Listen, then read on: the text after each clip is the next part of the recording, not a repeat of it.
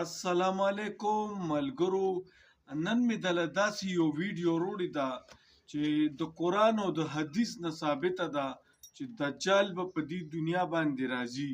نو چې کله دجال دې دنیا ته راشي نو په لومبۍ ورځ به هغه دې دنیا کې څه کوي، په دویمه ورځ به څه کوي او په دریمه ورځ به څه کوي.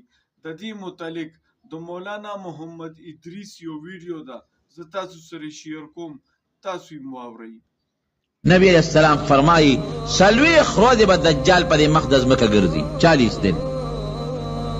سلویخ روز کی باغا دا مشرق نا مغرب پورے جنوب نا شمال پورے پا دا علاقہ چکرو لگئی او دا سلویخ روز بے سنگئی ویلون بے روز بے دومر اگدئی لکا دا یو کال برابر، دویم روز بے دومر اگدئی لکا دا میاش برابر، دریم روز بے دومر اگدئی لکا دا ویفتے برابر.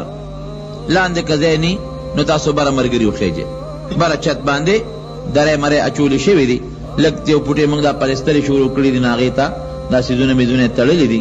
نو دا یو جمعه دوه به انشاءالله موږ مرګري ګزاره کوو، بره درې مره اچولې شوی دي، یو پټې ګزاره وکړئ مرګري، بره مرګري کښېنئ، الله دې اجر درکړي. لومبۍ ورځ به دومره اوږدی لکه د یو کال، دویمه ورځ به دومره اوږدی لکه د یو میاشت، دریمه ورځ به دومره اوږدی لکه د یوې هفتې، او باقی روزی به داسې وي لکه عامر روزی. دې کې به صاحب دې چکر ولګئ په دې ټوله ځمکه، او دې به د خدایۍ دعوه به ده کړي، دې به وایي زه خدای یم، دې به دا نه وایي چې زه د خدای بنده یم، زه خدای یم.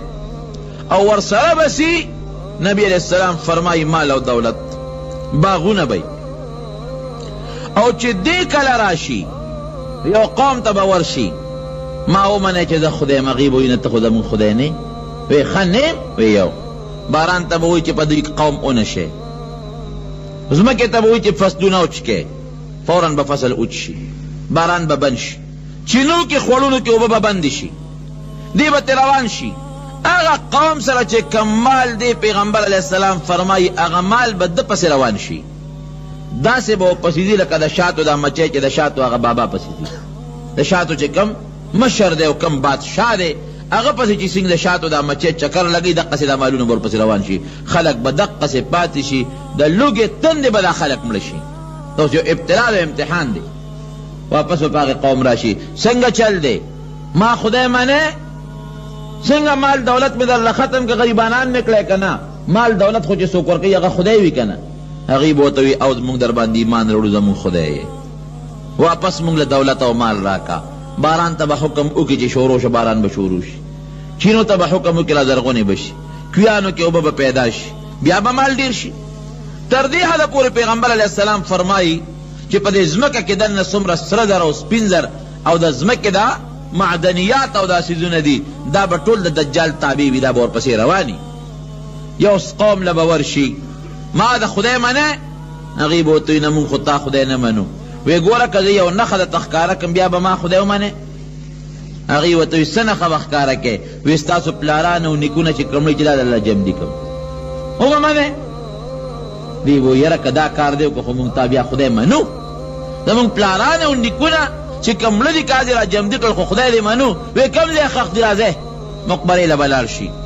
پیغمبر علیه السلام فرمایي ځمکه به وشلېږي او شیطانان به د هغوی په شکل راوځي د ځمکې نه، ای با شیطانان خود هغې د پلاران او د نیکونو په شکل د ځمکې نه راوځي.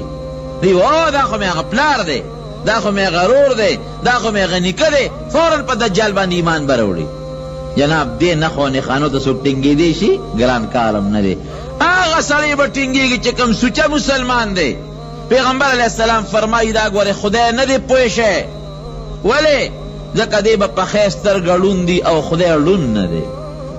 الله کې عیب نشته او د ښی سترګه به ړندی او داسې به ړندی لکه شین انګور چې بار روتي، دغسې د سترګو دا ګاټې به بار روځي، خلکو له به ترې کرکه ورځي. او چې کوم سوچه دا ویډیو تاسو وکتله، امید دی چې نننی ویډیو به تاسو ډیره خوښه شوي. تاسو غواړئ چې داسې معلوماتي ویډیوګانې زه تاسو سره شیر کړم، ای دپاره زموږ چینل ضرور سبسکرایب کړئ. مننه.